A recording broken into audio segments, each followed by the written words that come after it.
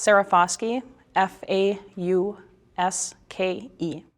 My background is 15 years of law enforcement. Previous to that, I grew up working in the veterinary world, so I always had an interest in animals. Loof was a scent-specific dog. I didn't cross with any other forms of, animals or drugs or anything like that. It was strictly human scent. Big indication was her with her tail and her animation. And that just takes time watching her track time and over again through trial and error, and you figure out this dog and you know exactly what she's telling you. The dog was definitely scenting something in that area. Dogs aren't biased. Dogs aren't gonna fabricate a report. Dogs sniff what they sniff. They're trained, they're pretty darn good at it. Canines, they're very specific differences as far as canine work and dogs. Bloodhounds, they have the long ears. They have the big drooly mouths. They have the excess skin that when they bend over, it actually cones. Everybody laughs, they're the McGruff dog, the big detective dog. But they're built specifically for scent-specific work. The ears stir the area. The moisture brings up the scent, and the cone keeps it there. I trust dogs' noses more than cops that have been questioned before about framing an innocent man. So dogs' noses don't lie. So as of November 8th, the dog handlers are still on the property. At this point, the barrel's been collected.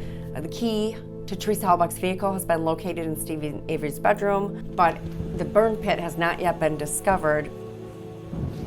None of the dogs alerted on or near Avery's burn pit. You're not gonna make me believe that Manitowoc County can sniff out human bones and spot human bones better than cadaver dogs. Better at detecting human remains than the dog trained to do so. Which is what happened. Lieutenant Shepardson from the Kaukauna Police Department, he was taking notes, mark on the map our locations of where we went. The most important track is track 6. In my opinion, that's the track where Teresa Holbach was found.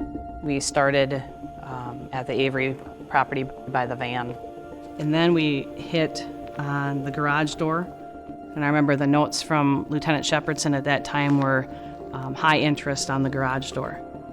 And then we worked over this area and tried to get behind the garage, but behind this area is where Bear was. And my dog really didn't want anything to do with him. Worked up to the Avery trailer porch, indicated on one of the doors. Came back, tried to once again get to the burn pit area, but Bear was there. Worked down to the Kuss Rd area. Worked our way through the cul-de-sac, some hunting shacks, and there's some open ponds. She'd go in the water and come out, show some indication of interest. It's believed the ashes from Teresa's body were pooling in one of the ponds in the quarry, but the dog had probably the most animation on that berm right by Stephen Avery's house. She just kept on zigzagging up and down this berm, up and down this berm. Shepardson, who was with me, we were both floored because her indication, her animation up on this berm, I remember looking at him going, I found her. She's here.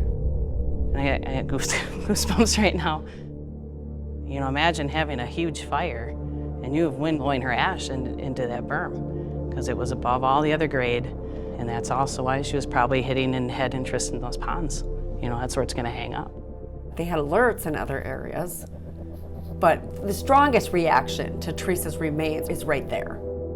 My dog again comes back near the Bear area and then cuts through the junkyard, and we ended up where the vehicle was located at.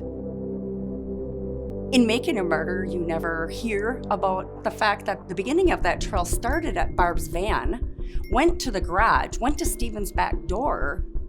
You know why you don't know about that Because one? there's Because dog they didn't tracks. want you to know that. Yeah, because you they were saw showing what us they dog wanted you to see. The dog went to Stephen Avery's back door on several tracks. So Loof alerted twice on Stephen's back door. But how could that be? Because Stephen said that he met Teresa outside by the van. She was never near the door.